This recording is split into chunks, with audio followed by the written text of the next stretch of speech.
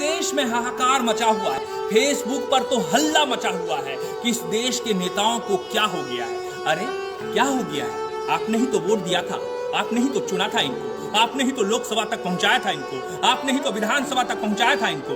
उस वक्त तो आप मंदिर के लिए वोट कर रहे थे, उस वक्त तो आप मस्जिद के लिए वोट कर रहे थे। तो ऑक्सीजन सिलेंडर क्या ये नेता देंगे? इन्होंने आपको मंदिर दे दिया, इन्होंने आपको मस्जिद दे दिया, तो सिलेंडर क्यों मांग रहे हैं? बेड क्यों मांग रहे हैं? हॉस्पिटल क्यों मांग रहे हैं? मस्जिद मंदिर लेकर खुश थे आप?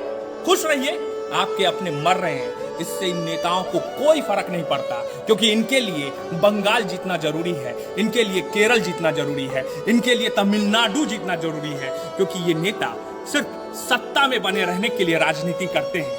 सोचिए, आजादी के 70-80 साल बीत जाने के बाद भी आपके देश के भीतर हेल्थ इंफ्रास्ट्रक्चर के नाम पर किस तरह के काम हुए हैं।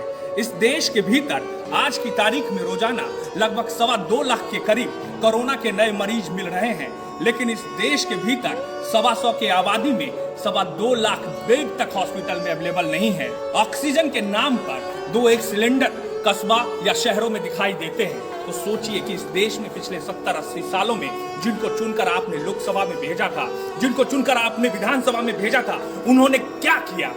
आपके लिए क्या किया? अपने लिए क्या किया? आज जब वो बीमार पड़ते हैं, 5 स्टार हॉस्पिटल में उनका इलाज हो जाता है। आप रिम्स, पीएमसीएच, एनएमसीएच जैसे हॉस्पिटल के बाहर तड़पते रहते हैं।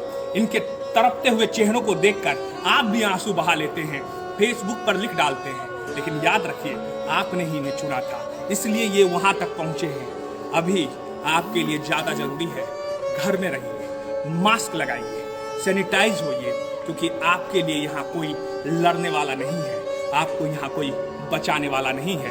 जिसको आप सांसद बोलते हैं, जिसको आप विधायक बोलते हैं, जिसको आप मंत्री बोलते हैं, जिसको आप मुख्यमंत्री बोलते हैं, जिसको आप प्रधानमंत्री बोलते हैं, सब के सब बस राजनीति करते हैं। उनको राजनीति की फिक्र है। इसलिए तो जिस देश के भीतर हजारों लोग रोजाना कोरोना से मर रहे हैं, वहां के नेता, वहां के मंत्री, वहां के प्रधानमंत्री को इस बात की फिक्र है कि रैली में लाखों लोग पहुंचेंगे कि नहीं पहुंचेंगे। उनके लिए आपकी जान से ज्यादा बंगाल का चुनाव है।